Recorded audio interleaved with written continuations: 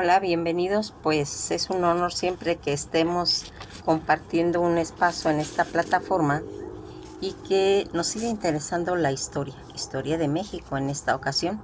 Estamos haciendo un blog de la independencia en la que las mujeres influyeron, porque fíjense en que siempre hablamos de los héroes, esos héroes pues tan importantes que hicieron que se consumara la independencia de México, pero aquí también van a intervenir varias mujeres. Entre ellas ya hablamos de Josefa Ortiz de Domínguez, que sin ella no se hubiera consumado la independencia, la iniciación de la independencia. Pero ahora vamos a hablar de una mujer que a través del tiempo tal vez ha sido un poco olvidada y que el presidente Andrés López Obrador volvió a resurgir. Volvió a resurgir a esta mujer nombrando el año de Leona Vicario. Una mujer que realmente es como para aprenderle. Como aprenderle de esas mujeres fuera de su época, gente con una visión futurista, con un arranque, con una decisión y ante todo con ese conocimiento de saber hacia dónde uno va. Eso es difícil, no nomás para las mujeres, para todos, sí, porque va uno forjándose su destino a través de acontecimientos y todo eso, pero a veces no se tiene claro hacia dónde se dirige. Pues esta mujer sí la tenía. Vamos a mencionar esa trayectoria a través de lo que sería la independencia de México, las aportaciones tan importantes que dieron, pues gracias a ese acercamiento, a esa ayuda que hizo con esos grandes hombres como José María Morelos y Pavón, en las que ella le da la imprenta. Una imprenta que tenía más poder que las armas, porque la palabra tiene más poder que las armas, ¿sí? Y con eso puede él llegar a vencer a todo lo que estaba aconteciendo con España. María de la Soledad Leona Camila Vicario Fernández de Salvador, conocida más bien como Leona Vicario, va a nacer un día 10 de abril de 1789 en la Ciudad de México y va a morir el 21 de agosto de 1842. Fue de esas figuras tan destacadas en la independencia de México en la que va a tener su proyección. Fíjense en que ella muere, pues se puede decir que joven, muere a los 53 años y está sepultada en el Monumento de la Independencia. Su nacionalidad novohispánica, porque ella es hija de padre español y madre criolla. Es tan,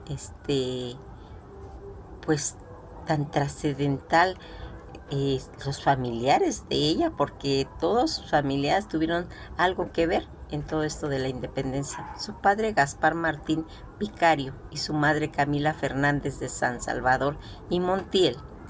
Más adelante ella va a casarse con Andrés Quintana Roo y sus hijos es Genoveva Quintana Vicario, María Quintana Vicario y Dolores Quintana Vicario. Toda esta educación que tuvo ella, esa preparación, su ocupación como mensajera de los servicios de los insurgentes. Fíjense en que ya desde ahí estamos diciendo mucho, porque conocida por todo ese apoyo a la independencia de México, y el título que se le va a otorgar como la benemérita y dulcísima madre de la patria, que se la dio José María Morelos y Pavón, la mujer fuerte de la independencia se le conoce.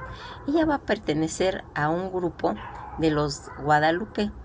Esta sociedad, se puede decir, era la que estaba encargada como en hacer esas sesiones literarias, la cofradía de los Guadalupe, en la que ella va a financiar con su propia fortuna, fíjense, a la insurgencia.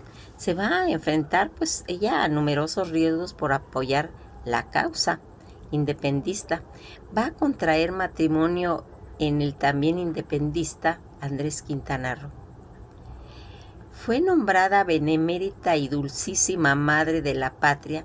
También es ella la única mujer en México a quien se le ha rendido funerales de Estado. De igual forma se considera como la primera periodista del país. ¿Por qué? Porque era, primeramente porque ella le da la imprenta a Morelos y es la encargada en distribuir toda esta información.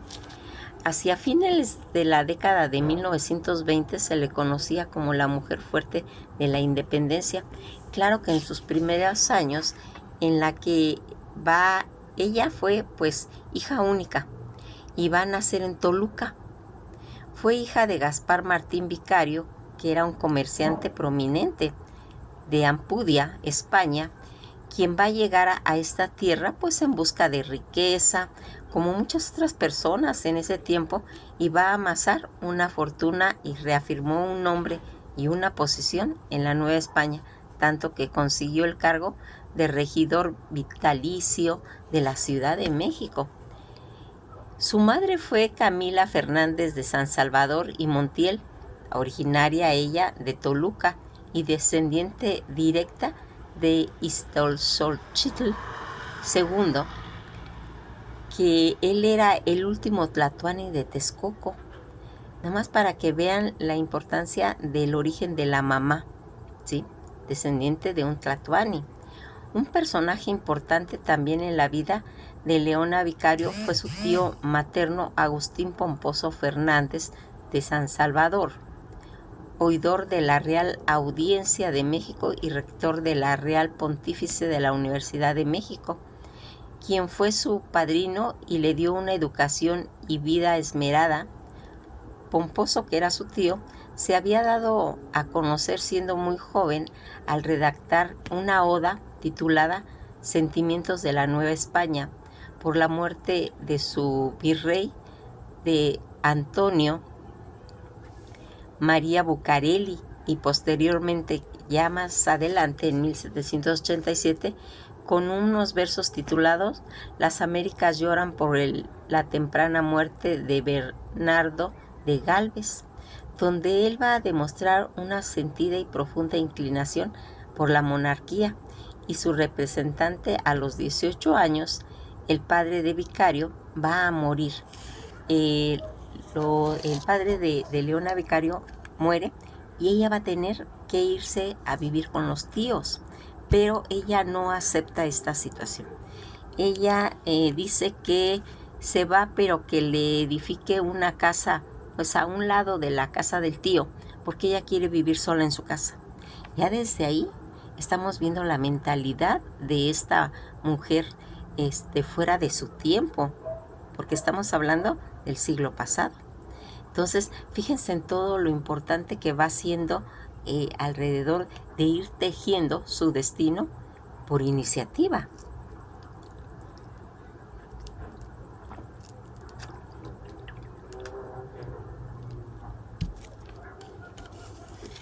Al morir su padre a la edad de 18 años, ella también va a morir al poco tiempo también su madre, quedando pues a cargo de su tío, como les comento, a petición de su madre. De ahí que tuvieron pues una buena base educativa y lectora consumista de libros, ya que su tío fue un erudita, jurista y autor de varias obras novohispanas. Toda esa educación que ella va a tener convencional, pues al principio, enfocada pues a hacer una lectoescritura, el bordado y la costura, que son las cosas que ella emprendía, pero aún con eso su padre quiso inducirla en los estudios de obras filosóficas, literarias, muy adelantados de todos los científicos, algo bastante raro para esa época, y de ahí va a aprender tanto el latín y el francés, que lo dominaba. a principios, pues principios básicos de matemática y filosofía. Ella era una mujer que sabía leer perfectamente y escribir, porque en esa época no todos sabían leer y escribir, o sabían leer o sabían escribir, pero no sabían las dos cosas. Entonces ella va a ser adelantada por toda esa formación básica que tuvo en su casa. Fue esa lectora ambiciosa. Alguna de las obras que ella disfrutaba leer era La idea del universo, del jesuita Lorenzo Gervas y Parduro. Le gustaba también Historia natural general y particular de Georges Louis Leclerc, Conde de Buffon, El nuevo Robinson de Jacques Campe. También leyó el teatro crítico Universo de Benito Figó y el que era su favorito, Las aventuras de Telemaco de Francois von Nilon. Tanto era ese gusto que tenía ella por las obras que la introdujeron pues de plano al francés y al español, denotando ese interés educativo que tenía. Leona Vicario estudió artes, letras y música. También tomó cursos de pintura, dibujo con el pintor Tirado. Desde muy chiquita ella le inculcaron el cristianismo y amaba a Dios sobre todas las cosas, pero a su vez sabía que era una imagen de identidad para discutir el proyecto humano, y de igual forma, pues no tomó preferencia por la Virgen de los Remedios o la Virgen de Guadalupe, algo raro si consideramos que se convertiría en el símbolo de los insurgentes.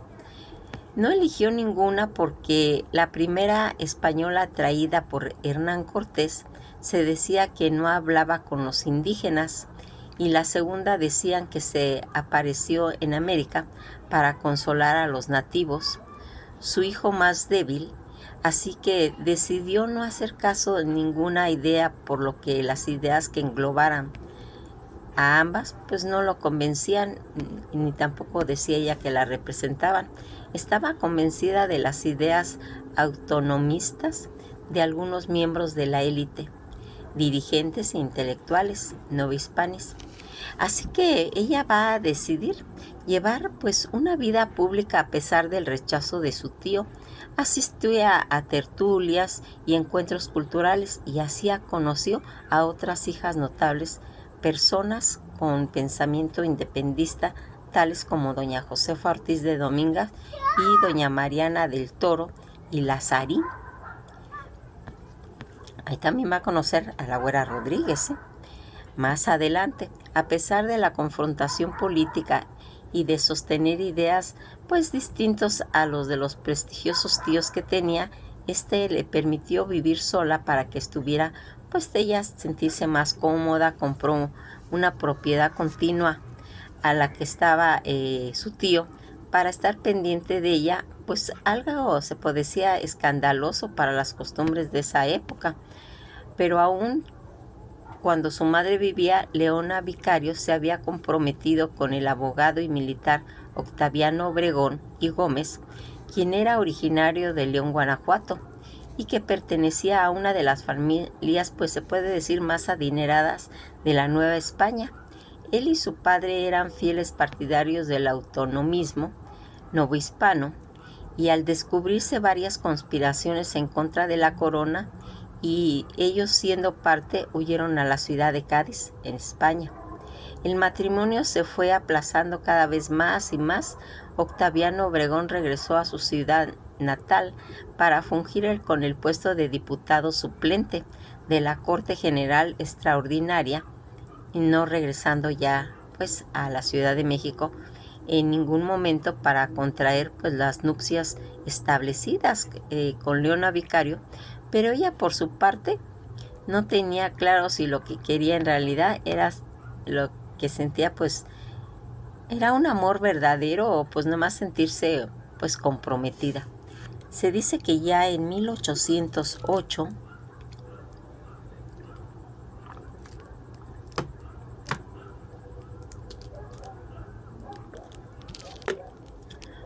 un Andrés Quintana Roo, un joven yucateco que llegó a la Ciudad de México pues para graduarse como abogado y quien también tenía ideales a favor de la autonomía de la Nueva España, eligió el despacho de Agustín Pomposo, su tío, y tutor de Leona Vicario, quien fue rector 2 veces de la universidad para realizar sus prácticas de jurisprudencia, porque fíjense en que en esa época, si los alumnos que pensaban titularse tenían que trabajar en un bufete jurídico que fuera prestigiado, y les extendían como una carta diciéndoles que ya habían ellos acabado pues las prácticas, y entonces era cuando se titulaban. Pues Andrés Quintana Roo va a llegar con su tío Agustín Pomposo a su despacho, y así se conocieron él, Andrés y esta Leona Vicario, y poco a poco fueron pues estableciendo vínculos más cercanos hasta convertirse realmente en una pareja. Andrés Quintana Roo pidió la mano de Leona Vicario, pero el tío se enojó y le dijo: oiga, ¿cómo se atreve? Después de que le hemos brindado la casa, le hemos brindado el conocimiento, la oportunidad de que usted se reciba, ahora se quiere casar con mi sobrina, así que definitivamente no. Toda esta situación que se va a ir dando, tanto Leona Vicario como Andrés Quintana Roo, pues sentían esa pasión inconmensurable por la patria que encontró en ellos 2 fuentes baluartes. Ella dedicó todos sus bienes y persona, y él dedicó su intelecto y su ser. Casi al par de esto pues sucedía que el cura Miguel Hidalgo y Costilla pues lanzaba el grito de independencia, o sea, fue en esa época. Este movimiento cultivó a toda aquella persona que tenía ganas de ver pues que su tierra se convirtiera en libre de los españoles. Leona Vicario y Andrés Quintana Roo fueron partes de ese segundo grupo. Muchas veces en sus prácticas pues expresaban su intención e idea de ayudar a los insurgentes a la causa. Puede ser que Leona Vicario la influenció en parte Octavio Obregón y Gómez y su padre, quien eran parte de este acontecimiento. Leona Vicario siempre fue partidaria al lado de los insurgentes. No se sabe quién tuvo la iniciativa, si él o ella, pero más claro que se motivaron mutuamente, parece ser, para participar en el movimiento. Pomposo, que era su tío, se negó pues a dejar que Vicaria y Quintana contrajeran matrimonio, no aceptó. Este último pues va a partir a Tlalpujahua para ponerse al servicio del general Ignacio López Rayón, que más adelante vamos a ver que él va a ser el padrino de su primera hija. A su vez, Vicario asumió pues mayor compromiso a la causa, realizando acciones mucho más audaces. A partir de ese momento fue una de las primeras en contactar jefes insurgentes, fungió como una mensajera y espía, transformó su casa en un centro de organización y comunicación, financió con sus bienes, con sus joyas, varios viajes aliados y envió dinero, medicamentos, armeros vascos a Tlalpujahua para la realización del pertrecho. De igual forma, pues después se asoció con un grupo de los que eran llamados los Guadalupes, quien tenían información adicional a las demás personas, debido que al pertenecer a la sociedad virreinal también participó como espía y mensajeros, y en algún momento planearon secuestrar al virrey, así buscando la autonomía novohispana a cambio de la liberación de este. El día 28 de febrero de 1813 salieron de misa en la Profesa. Le fue notificado a Vicario que al parecer había sido descubierta, ya que aprendieron a Mario Salazar, uno de sus mensajeros, que llevaba pues mercancía para ella, advertida por las personas que la querían. y que no actuara, decidió reunirse con los insurgentes, y así que estaba pues disfrazada en compañía de dos de sus damas y más confiables amigos, se fue a pie hasta Huixquilucan. No alcanzó a llegar ni a Tlalpujahua, ni mucho menos a Oaxaca, donde la esperaba Andrés Quintana Roo.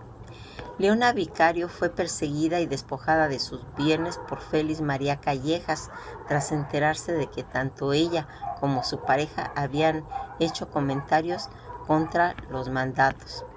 Fíjense en que ella va a va a tener una sastrería en la que va a fabricar pues las casacas, los pantalones, toda la ropa de los insurgentes, y en esa forma pues servía como una especie como de camuflaje para pues no ser intervenida, no ser detectada, en la que pues se van a ver todas estas situaciones que le van a permitir a ella. En esa época ella va a conocer a la Güera Rodríguez, que también va a apoyar la misma causa de los insurgentes. Leona Vicario, que era toda esa mujer que en el momento del encarcelamiento y el escape, tras estos últimos le fue impuesta una orden de prisión en su contra a esta Leona Vicario, y tras de ser aprehendida unos días después fue llevada a la Ciudad de México, donde su tío intervino para que no fuera llevada a la cárcel, sino que permaneciera aislada en el Colegio de San Miguel de Belén. Así que no fue pues encarcelada de primeras, pero la mantuvieron cautiva. Todo el juicio que se le imputó, entre otros cargos, el de estar totalmente comprometida con las insurgencias, la conspiración y la traición al gobierno virreinal, el difamar cualquier acto realizado por los conquistadores españoles después de la llegada a estas tierras. En ningún momento ella va a revelar la identidad de los aliados, y tampoco perdió ese aplomo tras estuvo pues apartada e incomunicada en el Colegio de San Miguel Belén hasta el día 22 de abril de 1813, cuando el pintor José Luis Rodríguez Alconedo, el coronel Francisco Arroyave y Antonio Vázquez, todos miembros del grupo de la fraternidad los Guadalupe, varias amigas monjas que hizo en el convento, pues la van a ayudar a escapar y a rescatarla. Estuvo presa durante 42 días. Luego de esto, escondida un tiempo, partió a Oaxaca disfrazada nuevamente para encontrarse con los demás insurgentes comandos y por José María Morelos y Pavón, que lo encontró, incluyendo a Andrés Quintana Roo, con quien finalmente se va a casar un día 6 de noviembre de 1813. De tal forma, Leona Vicario despertó el interés y la admiración múltiple de personajes, recibiendo pues halagos y críticas también por sus acciones a lo largo de toda su lucha. Su esposo fue nombrado por Morelos como presidente del Congreso de Chilpancingo. Esto hizo que la pareja fuera reconocida pues más públicamente. Morelos enviaba cartas a Vicario pues preocupado por la situación, y va a decidir recompensarla con una asignación económica más tarde ratificada y aprobada por el propio Consejo. El día 22 de diciembre de 1813, tras la captura y el fusilamiento de Morelos, Leona Vicario y Andrés Quintana Roo huyeron al campo de Michoacano. Por aquella época se ofrecían indultos a cualquier persona relacionada con los movimientos insurgentes. Por lo tanto, se le ofreció a la pareja uno. Vicaria lo rechazó tajantemente esta cuestión porque sentía que traicionaba pues sus propias ideas. En la etapa final de la Guerra de Independencia, que esto sería ya como en 1817, Vicario va a dar a luz a su primera hija, a la que le llamó Genoveva. La tuvo en una cueva porque fue cuando ellos huyeron. Ubicada en Tierra Caliente, debido a las constantes persecución que recibían los insurgentes. En esos días, debido a esto, se ocultaron en la población de Tlatlaya. Andrés Quintana Roo no estaba, partió en busca de ayuda y una vez en el escondite fue hallada quienes estaban en Tlatlaya fueron llevados a Tejupilco y posteriormente a Temazcatelpec, incluyendo a Leona y a su hija. Tras de enterarse de esta situación, Andrés Quintana Roo pues va a decidir entregarse a las autoridades y aceptar el indulto que le ofrecieron y que originalmente rechazó. Le fue concedido en condición de partir a la ciudad de Cádiz, España, pero debido a las cuestiones económicas, porque el viaje costaba más de 8,000 pesos, se quedaron en la ciudad de Toluca. Posteriormente, en 1820, le fue concedido el permiso de regresar a la capital del país, donde lograron establecerse pues financieramente, donde un año más tarde van a ser la segunda hija, su hija llamada María Dolores. En los años posteriores, una vez consumada la guerra de independencia, Leona Vicario se dedicó a su casa y a sus hijas y a su esposo. Tuvo una tercera hija a la que le llamaron Dolores en honor de la villa de Dolores en la que Hidalgo inició toda la lucha por la independencia en 1810.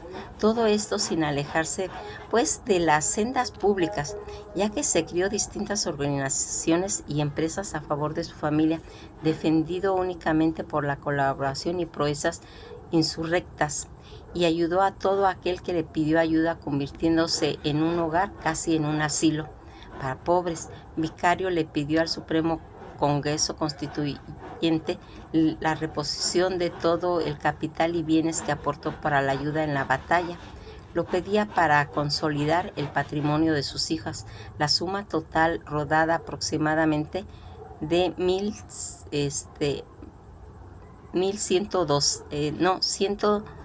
112,000 pesos, así que en 1823 se le cedió una casa en Ocotepec y 2 casas en la Ciudad de México, una ubicada en la Plaza de Santo Domingo y otra en la calle de Cochera.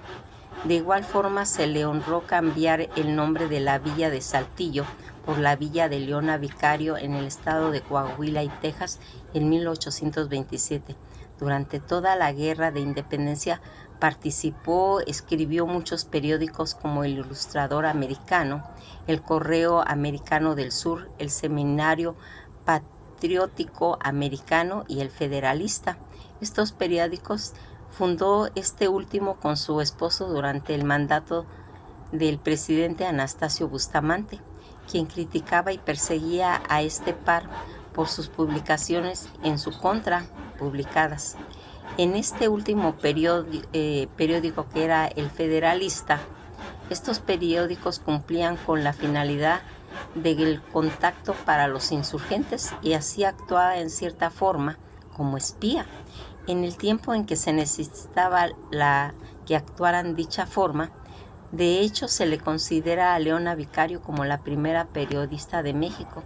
En su etapa de colaboración en el periódico Federalista, Vicario se enfrentó al conservador Lucas Alamán, quien decía que las mujeres habían ido a la guerra de la independencia por amor a sus hombres, en la que ella escribió: «Confiese el señor Alemán que no solo el amor es el móvil de las acciones de las mujeres, que ellas son capaces de todo, los entusiasmos y los sentimientos de gloria y de libertad no lo son un sentimiento extraño, antes bien vale obrar en ello con más vigor como quien siempre los sacrificios de la mujer, sea el cual fuera el objeto o la causa por la que lo hacen, son desinteresados y parece que no buscan más recompensa de ello que la que le dan y que sean aceptadas.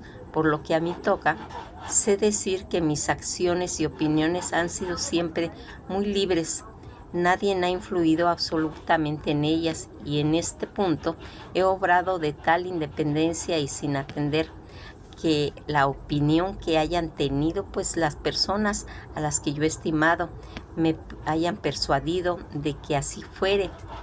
Será toda cuestiones en los pensamientos de la mujer, exceptuando a las mujeres estúpidas y a las que por efecto de su educación hayan contraído un hábito servil. De ambas clases hay también muchísimos hombres en esa forma de pensamiento, y firmó Leona Vicario.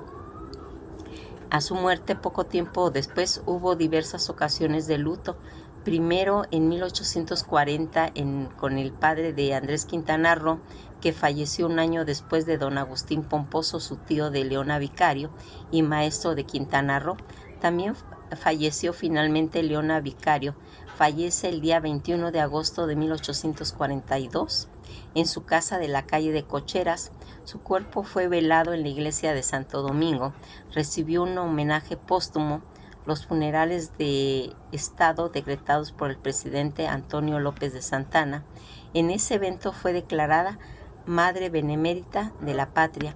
Fue declarada Benemérita y Dulcísima Madre de la Patria el día 25 de agosto de 1842, a los 4 días de su fallecimiento. Sus restos descansan primero en el Panteón de Santa Paula. Después, el 28 de mayo de 1900, fueron trasladados juntos con los de su esposo Andrés Quintana Roo a la Rotunda de Hombres Ilustres en el Panteón Civil de Dolores, hasta su traslado a la Columna de la Independencia, que ocurriría en 1925. El día 30 de mayo del 2010 fueron trasladados al Museo de Historia, que está ubicado en el Castillo de Chapultepec, para conservación y análisis de autoidentificación.